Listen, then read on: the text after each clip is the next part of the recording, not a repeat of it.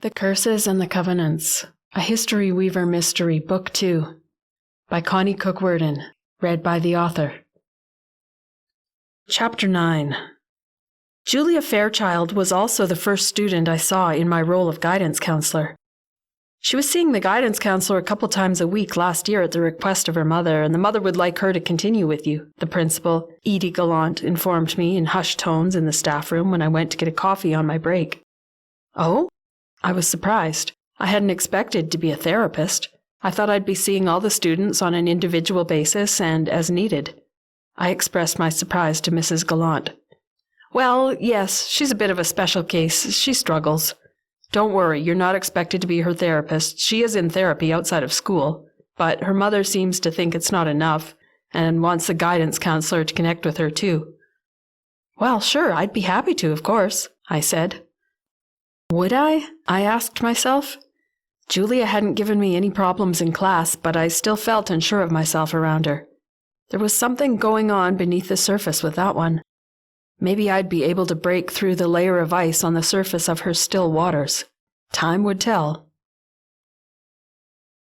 Come in, Julia, I called when her face appeared in the window of the door of the school counselor office.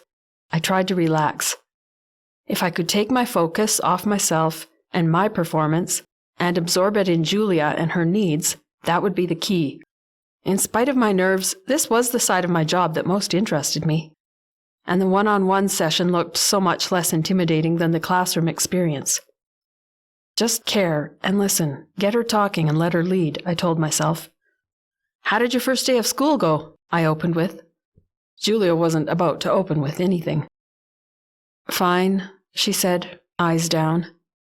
Is there anything in specific you'd like to talk about? I guess you know your mother has requested that I continue the sessions with you that Ms. Hatcher was having last year, but I don't know anything else about the reason you're here, so you tell me what you'd like to do here. How about that? Julia shrugged and said nothing. She stared at her hands in her lap. Do you want to be here? Talking to me, I mean. Do you find it helpful to have a counselor to talk to? No, she said bluntly. I get enough of it. I also see a therapist in Cherryton every other week. I don't know why she can't just leave me alone. I'm fine, but she won't believe me. Your mother, is that who you mean? I prompted. Julia nodded, seeming a little embarrassed by the outburst. Okay, well, let's not look on our time together as therapy. If you don't find the counseling helpful, I don't want to try to convince you it is. Everyone's different. However, we still get to see each other a couple times a week, so if there's ever anything you feel that you'd like to discuss, I'll leave that up to you. In the meantime, should we just get to know each other? Julia finally looked up at me. Okay, she said, back to her expressionless voice. Well, I'll start. Break the ice, so to speak. Do you want to hear my life story? She shrugged again, but there was a corner of her mouth that raised in a smirk. I think I'd caught her off guard. This was unorthodox, so much for my advice to self to take the focus off of me and keep it on her. However, instinct told me it was the right way to set her at ease. I started trying to explain my mother to her, and I had her almost laughing by the end of the session. She even asked me a question or two about being an author. I was brutally honest, as usual, about my writing and how I'd stumbled into it. She didn't open up about herself beyond her initial outburst. But I felt less frightened of the surly teen anyway. It felt like a small connection had been made. And I'd also survived my first day on my new job. It wasn't even as terrible as I'd been expecting. So, how did the first day go? Ma asked me over the rim of her coffee cup. Hot chocolate for her. I needed the cup of hot, strong, black, full calf she'd made for me. Not that I needed any boost to my adrenaline, but I found caffeine to have a comforting effect on me. It went, I said cautiously. I was still processing. Ma, are we related to anyone in town besides Auntie Donna and Uncle Jim and Sarah? Are there any of Dad's relatives in town? I had a student today with the last name Lyons. That must be your dad's cousin's child. What would that make them to you? My second cousin. I'd researched kinship terms for a book. If that's what she is, unless it's just coincidence. Well, I'd heard that Rand Lyons' family had moved here. Rand's wife was from here. She was a Cherry before she was married. They took over the old Cherry Barn property and turned it into a house. They'll be your neighbors, besides your relatives, if it's the same family. You should have gone around to meet your neighbors at your new property, but knowing you probably didn't. Rand was your dad's cousin. I guess I'll have to wait and meet her dad at parent-teacher conference and see if his name is Rand. You won't be able to do that. Rand's been gone a few years now, some kind of sudden thing, car accident, I think. Oh, okay. Thanks for the heads up. Now I won't walk into that one with my foot in my mouth. Ma snorted. You wouldn't be walking if you had a foot in your mouth, she said, matter-of-factly. Ah, yes, correcting my mixed metaphors, thank you, dear editor. You need one if that's how you write, she informed me with a little headshake of disbelief. Don't worry, I write better than I speak, I said, half defensively. Ridiculous things we found to bicker about sometimes, but it was an old, comfortable habit all the same. I did have one student I saw for counselling, I told her, to change the subject.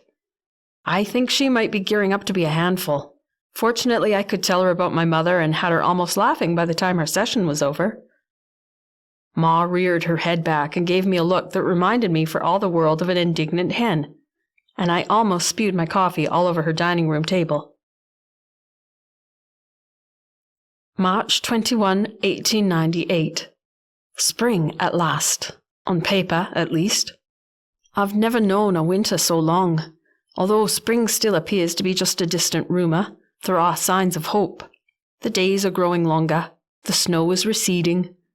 The stream where we get our water has lost all its ice.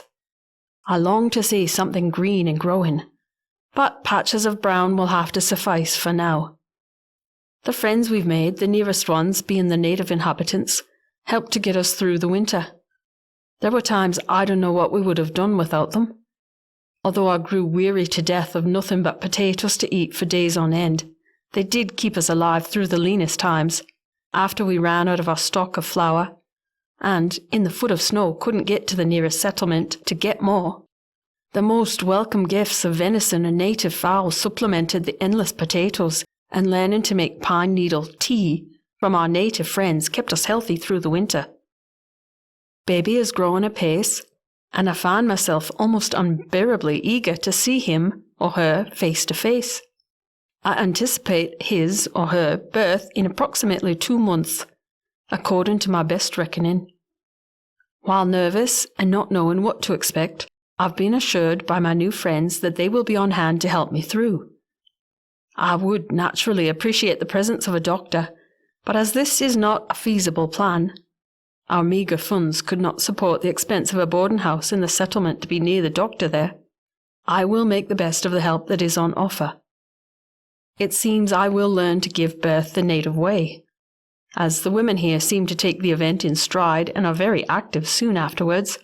Perhaps I will be so fortunate myself. I only pray that baby and I both come through in good health. That is my only wish. On a lighter note, I've found a use in the meantime, until baby arrives, for the cradle that is on loan to us. Ole finished his manger scene before Christmas, and I finished painting all the figurines in bright colours. They are quite darling, little dressed animals representing Mary and Joseph, and the shepherds and magi and angels. We stuffed the cradle with straw and used it as a display for the nativity set, with the little creatures nestling in the straw. When our new friends came to visit, they were much impressed with Ole's handiwork and the display.